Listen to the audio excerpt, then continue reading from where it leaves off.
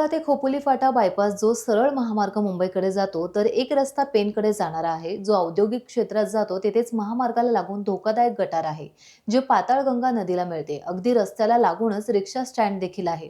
तेथे प्रवाशांची वर्दळ असते. गटाराच्या दुर्गंधीचा प्रचंड त्रास प्रवाशांना सोसावा लागत आहे. स्थानिक नागरिक देखील त्रस्त आहेत. गटाराचा प्रश्न जीवन मरणाचा असून पावसाळ्यात एखादे लहान मूल पडले तर सहज वाहून पाताळगंगेत जाईल अशी भीती आता व्यक्त होतीये.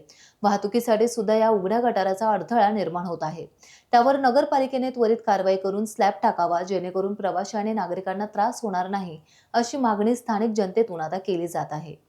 मुंबई पुणे हायवे जिथे अतिशय गर्दीची ठिकाण आहे, त्या गर्दीच्या ठिकाणी मुंबई पुणे हायवे जिथे लोणावळा बायपास खोपोली फाटा जिथे टच होतो आणि खोपोली ते पेण रस्ता तिथे हे मोठं गटार आहे. आणि या गटाराचे गेले कित्येक वर्ष आहे. जर गटार हे नगरपालिकेने जर आज ह्याच्यावर स्लॅब टाकला तर नक्की जिथे जागा होईल, ॲक्सिडेंटचं प्रमाण कमी होईल. रिक्षा स्टँड जे आज रिक्षावाले रस्त्यावर थांबत आहेत ते रिक्षा स्टँड देखील त्या गटारावर राहू शकतं.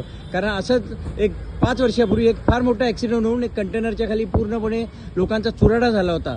जर नक्कीच हा जर हे जर गटार आणि या गटारावर जर सिमेंटचं RCC टाकलं तर लोकांचे प्राणी वाचतील, ट्रॅफिकचा अडथळा पण दूर होईल.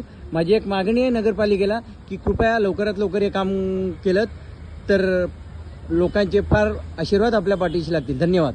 टाइम्स डिजिटलला लाईक करा, सबस्क्राईब करा, शेअर करा आणि बेल आयकॉन दाबायला विसरू नका. पाहत रहा टाइम्स डिजिटल.